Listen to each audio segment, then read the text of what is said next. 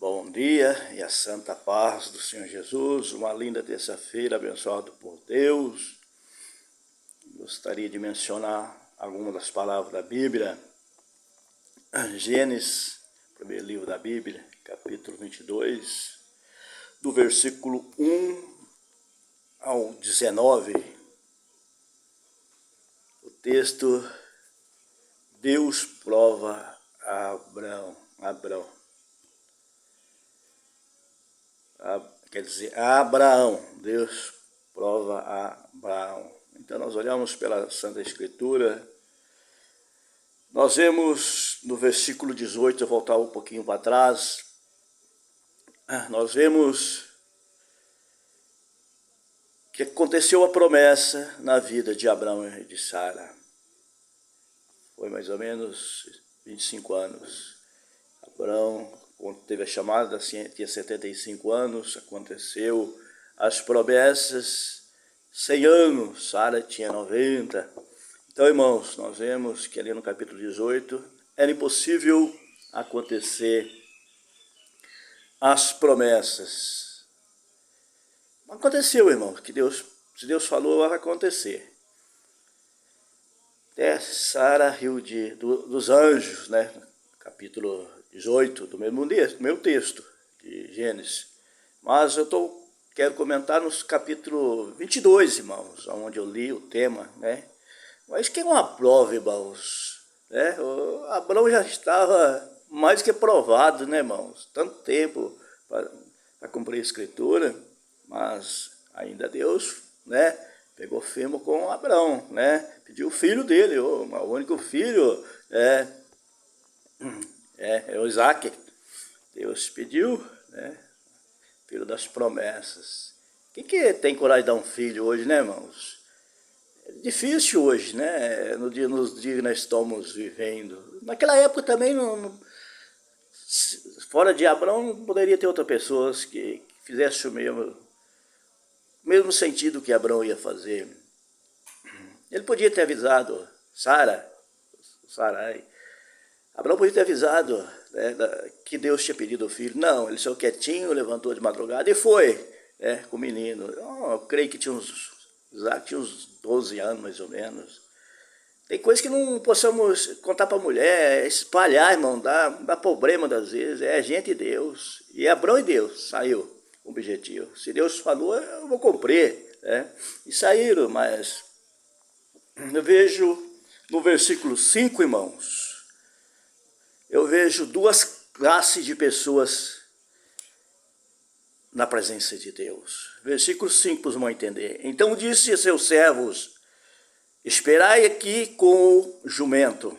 Eu e o rapaz iremos até lá, e havendo adorado, voltaremos para junto de vós. Aqui que eu vejo, irmãos, duas classes de pessoas na oração. Mas eram servos, né? Então Abraão disse a seu servo, quer dizer, mais do que um servo, dois servos, poderia ter ali um servo, dois servos. Mas por que eles não poderiam orar? Onde que eu disse que as duas classes? Porque o servo não poderia estar com Abraão, porque Abraão é a primeira classe, né? Abraão e os servos, que são as duas classes que eu estou dizendo, né? O que cuida do jumento são os servos, né, irmãos? Eu estou mencionando por mim mesmo, não estou fora da Bíblia. Por que eles não poderia o servo orar com Abraão? Eles tinham que cuidar do jumento, tinham que esperar uma distância. E foi, né, Abraão foi, deixou servos, onde eu disse as duas classes, né, irmãos?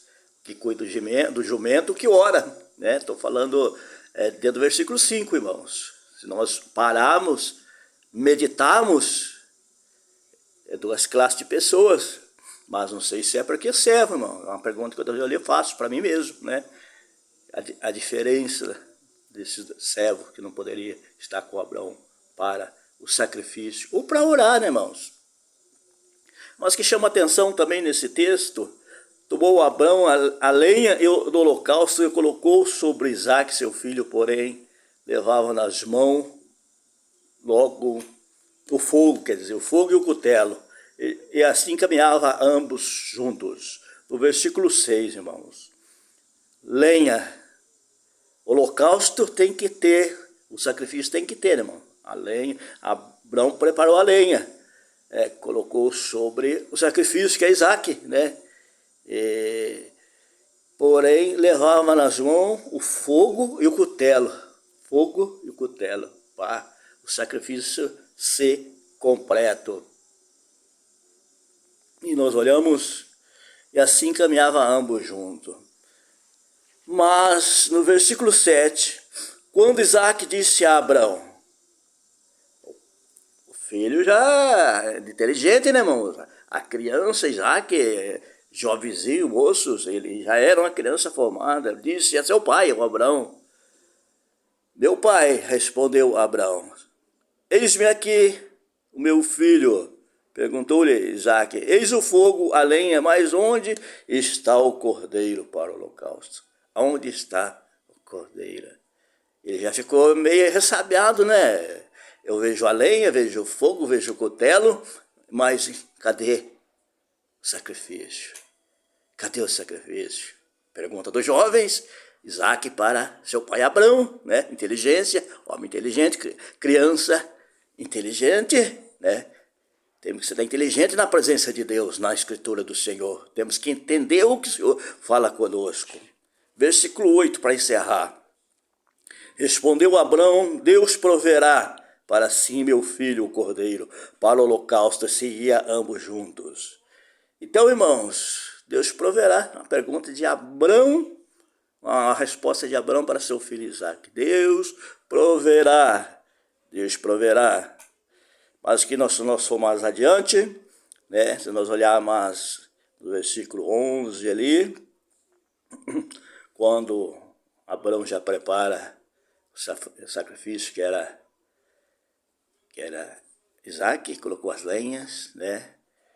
As madeiras, não tinha como acender fogo, né, irmãos? Mas um pai sacrificando o filho, mas era homem de Deus, Abraão, nós somos da geração de Abraão. E ali, irmãos, quando, no versículo 11, para encerrá-lo, mas o Senhor Jesus, o próprio Deus, achou que Abraão não fazeria isso. Achou que não tinha condições de Abraão, ser humano, como ser humano, sacrificar teu filho. Mas no versículo 11, mas do céu lhe bradou o anjo do Senhor. Abraão, Abraão, ele respondeu, eis-me aqui. Então ele disse, não estenda as mãos sobre o rapaz e nada lhe faço, pois agora sei que teme a Deus. Olha que coisa linda, irmão, coisa maravilhosa. Coisa que chama a atenção da gente que está na terra nos dias de hoje. Eu tinha um pesadelo muito terrível esta noite, irmãos. Pega firme com Deus, o inimigo não está brincando, não. A minha mulher veio me sacuar, uma coisa terrível do mundo. Eu já tive muitos pesadelos, esse foi um dos horríveis pesadelos, irmãos. E eu gosto de orar, irmãos, gosto de orar. Mas a coisa, eu não posso nem explicar para o irmão o que é a investida de Satanás. Eu creio que é da parte dele que vem nos atentar. Mas Deus é bom, Deus é maravilhoso, Deus é tremendo. Fique com essas palavras de chegar nos asilos, nos manicônios, penitenciário feminino, masculino, hospitais, médico, cirurgião, doutores, presidentes, generais, militares, guardas municipais. Aceita Jesus como Salvador da tua alma, enquanto que ainda há esperança. Depois dessa sepultura é o juízo. Um grande abraço do teu irmão nesta linda terça-feira. Vamos fazer um negócio espiritual, como costumo dizer. Se nós descer sepultura por esses dias, não sabemos das nossas vidas. Vamos descer glorificando, louvando a Deus. Para um dia nos encontrar na Nova Jerusalém. Fique com Deus. Amém.